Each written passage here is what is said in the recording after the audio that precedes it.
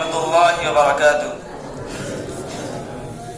الحمد لله رب العالمين والعاقبة للمتقين والصلاة والسلام على أشرف الأنبياء والمرسلين وعلى آله وصحبه أجمعين. أما بعد، فأعوذ بالله السميع العليم من الشيطان الرجيم. بسم الله الرحمن الرحيم. يرفع الله الذين آمنوا منكم والذين أوتوا العلم درجات.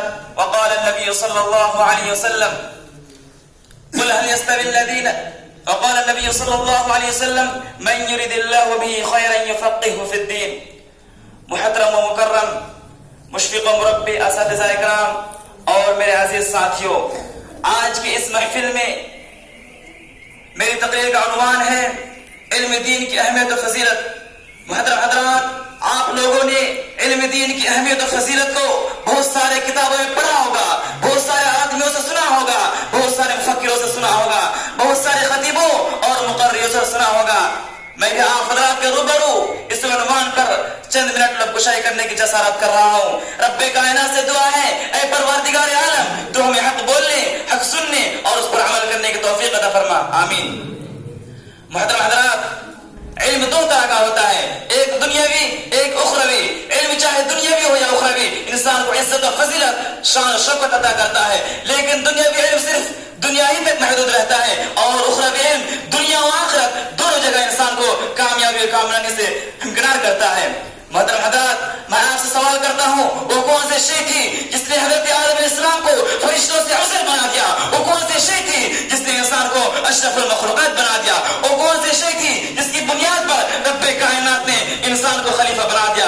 وہ علم کی دولت تھی. جی ہاں میرے بھائیوں، جب رب کائنات نے، پروردگار عالم نے قرآن کو نزول فرمایا تو سب سے پہلے وہ آیات نازل فرمائی جس کا تعلق علم سے ہے. رب کائنات نے ارشاد فرمایا: اقرأ باسم ربک الذی خلق خلق الانسان من علق اقرأ ربک الاکرم الذی علم بالقلم علم الانسان ما لم يعلم.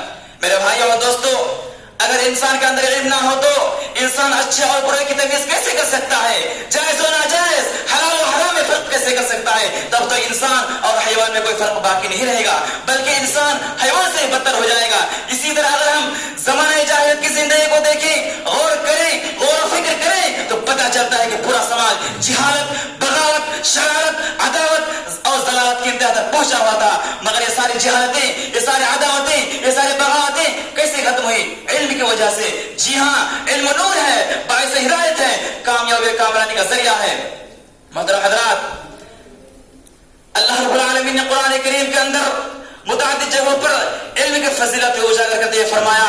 اللہ رب العالمین نے ارشاد فرمایا: یرفع اللہ الذین آمنوا منکم والذین اوتوا العلم درجات. رب کائنات تم میں سے اہل ایمان اور اہل علم کے درجات کو بلند کرتا ہے. دوسری جگہ ارشاد فرمایا: قل هل يستوي الذين يعلمون والذين لا يعلمون. اے نبی، آپ کہہ دیجئے کیا جاننے والے اور نہ جاننے والے کبھی بھی برابر ہو سکتے ہیں؟ ہرگز نہیں ہو سکتے ہیں. تیسری جگہ فرمایا: شہد اللہ انه لا الہ الا هو واولو العلم قائما بالقسط. رب کائنات نے، اللہ رب العالمین کے وحدانیت کی گواہی خود رب کائنات نے اور فرشتوں نے اور اہل علم نے دی ہے. چلیے آگے چلتے ہیں. احادیث مبارکہ کے اندر علم کی کیا فضیلتیں بیان کی گئی ہے؟ پہلی فضیلت یہ ہے کہ اللہ کے رسول صلی اللہ علیہ وسلم نے تعلیم و تعلم اور درس و تدریس کو سب سے بہتر عمل قرار دیا ہے. اللہ کے نبی صلی اللہ علیہ وسلم نے فرمایا: خیرکم من تعلم القرآن وعلمہ. تم میں سے سب سے بہتر شخص وہ ہے، تم میں سے سب سے افضل شخص وہ ہے جو قرآن کو سیکھے اور دوسروں کو سکھائے. دوسری فضیلت یہ ہے کہ اللہ رب العالمین جس سے خیر کا ارادہ کرتا ہے، اللہ رب العالمین اس کو دین کی سمجھ عطا فرماتا ہے. اللہ کے نبی جناب محمد رسول اللہ صلی اللہ علیہ وسلم نے فرمایا: من یرد اللہ به خیرا یفقهه فی الدین.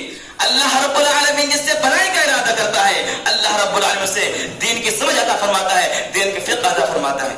محترم حضرات، علم دین کی تیسری فضیلت یہ ہے کہ جو شخص علم کے حصول کے لیے نکل پڑتا ہے تو اللہ رب العالمین اس کے لیے جنت کے راستے کو آسان کر دیتا ہے.